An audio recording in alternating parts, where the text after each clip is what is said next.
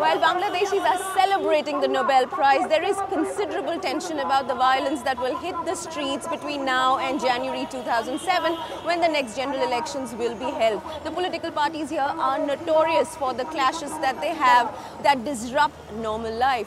Even as we speak, the key political parties are at loggerheads about the ability of the caretaker government and the intent of the election commissioner to hold free and fair elections. The 14-party opposition alliance led by the Awami League began an indefinite blockade of capital Dhaka on the day we ended shooting. Nearly 2 weeks later, there are daily reports of travel being disrupted, crude bombs going off and people being injured. Like most Bangladeshis, Yunus is dismayed by the state of affairs. What stops you from entering politics? Our politics is very chaotic and very confrontational. If I leave this and join politics, I don't think Grameen will be spared by the politicians.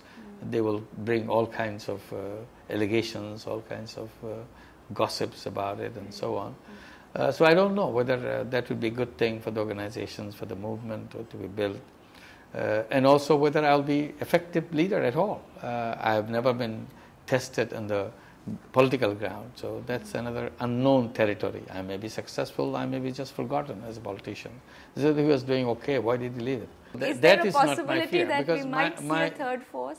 I'm not ruling it out, but it's not the right time to do that. I'm saying that probably circumstances will tell that this is a time that you should not avoid it. You should jump in, no matter what the result is. It will be a situation where you see you have no options but to do that, because everything is kind of closing down. Somehow our politicians don't know how to talk to each other. They don't have a common language. They live in their own world rather than get together and solve it. You may have different views on things. That doesn't mean that the other person is an enemy.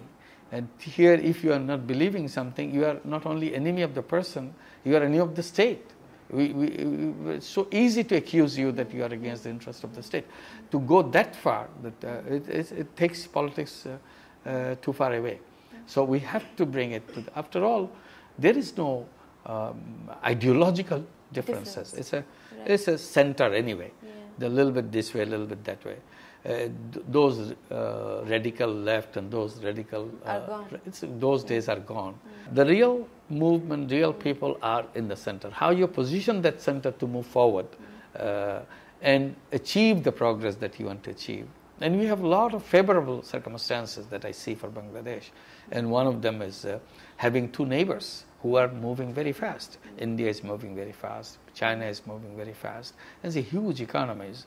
When two huge economies, two giants move in a high speed, it should manage to take along. Absolutely, it's a coasting. It's a really you are coasting along because everything is made for you. You just take it out. That's why I'm saying, keep saying that if you clear up the mess in Chittagong, the Chittagong port, we create the port facilities in a big way. Everybody will take advantage of it. It's the Friday afternoon prayer that men in the village stream out to attend. Since 1998, when it became an Islamic state, Bangladesh has had brushes with extremists. Last year, the JMB or Jamaatul Mujahideen Bangladesh set off 500 bombs across the country, condemning non-Islamic practices.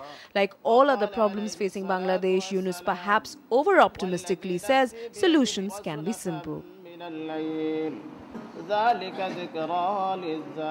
There is not a day that goes by when you're watching the news these days where you're not confronted by reports which seem to suggest that the Muslim world is on a collision course with the Western world.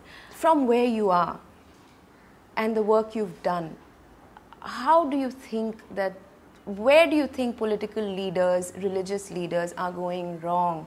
I think basically the whole thing that we see, the tension between the Muslim world and the rest of the world, is basically Bush effect. Because Bush has positioned the world in a very wrong way. I was very excited when the Millennium Development Goals were set and the Millennium Summit took place. That was a fantastic kind of view of the world that they're depicting. It's a tremendous way we started the new century. But down the line, suddenly all this got off the screen. Something new came, terrorism. And suddenly it's guns, fightings and killings and everything. And I keep saying that terrorism cannot be fought by military means. In military terms, you can kill people, but you can't kill terrorism. You've said somewhere that a terrorist is only, terrorist is born when somebody has a sense of strong injustice. Injustice, that's all. So that has to be addressed. That's my position, that you have to address that issue of injustice so that you feel, okay, I didn't get everything, but I have reasonable results of that. So that people feel that, yes, this has been addressed. So Bush wanted to address it in a very different way. He wanted to settle scores by military means. And that created all this tension. Suddenly all Muslims became a suspect. They're all terrorists. If you have a name Muhammad in it, you are in trouble. As you travel around, people look at it and you're taken out of the line and you have more questions to ask and so on. They look at you differently and so on if you identified yourself as a Muslim. But luckily Nobel Prize didn't consider that way, and they have been giving Muhammad's prize. Last year it was a Muhammad, this year is a Muhammad, previous year it was from Iran, another Muslim. So this is something giving the message that just being Muslim doesn't make you a terrorist. What can ordinary Muslims, ordinary Hindus, ordinary Christians, whatever their faith may be, what can people do to dilute the effects of their leaders in a sense? Yeah. Pull down those leaders who take us to the war path. Because people who take us to the war path, they have the war songs. And people get very excited with the war song. War always excites people. But at that time, they don't realize that this is a path of disaster. As a boy of 7, you have said that you saw your family and friends rejoice at independence. As a man of 31, you rejoiced in the formation of Bangladesh. Right. At the end of the day, Professor, do you think that religion is a stronger tie, or is it language and culture which is a stronger tie for people? I think the human relationship is the strongest tie. It's not the religion, it's not the culture. Human culture is a common culture. And if you look around the world, all the human beings, amazing things, I would say 98% is similarity. 2% is the differences. But you blow up the difference in everything. If you utter one word for similarity, we utter a million words for dissimilarity. So it gives the impression that this similarity is the thing. This similarity is not the thing. So as long as we continue to blow up the similarity, we create problem for us. We have to emphasize on the similarity of people, celebrate that similarity, and feel close to each other. I said, look at this subcontinent. We fought wars, we hate each other, but we are friends. All said and done, at the end of the day, we are all friends. The future of this area, this region, lies in being together, not fighting with each other. SARC is the solution. No matter how you try to undermine SARC, but that is the solution. Look at Europe. I mean, very simple thing. Anybody will point it out. They were, for generations, enemies. I think they have shed more blood than we can ever think in the whole subcontinent. They came to terms. Let's forget the past. Move on with the future. And that's what they have done. That's why the new Europe is emerging. So why can't we take the SARC position and start a new trading partnership, opening up borders, removing all the trade barriers, and gradually moving towards a political kind of structures. You remain Bangladesh, you remain India, you remain Pakistan, but still we have a common passport. We can visit each other. We don't need to go to visa office and wait for months to get one visa. Of course, you pray your way and I pray my way.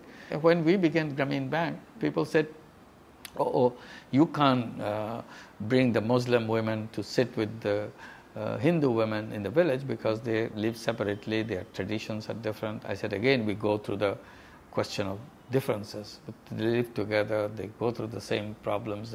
If the epidemic spreads, they don't see Hindu or Muslim, it cuts across Hunger everywhere. And poverty don't discriminate. So we started it. Now we see everywhere, we don't even pay attention. This is what we should be emphasizing on. And to begin with the relationship within the SAARC countries and eliminate all the problems which are hurting us. Professor Yunus, we are listening to you. I know the world will be listening to you in December. Thank you. And perhaps we've already got a sense of what you will be speaking of in that Nobel lecture. Yes. It was such Thank a you. pleasure It's a and honor pleasure to for meet me. you. Thank you.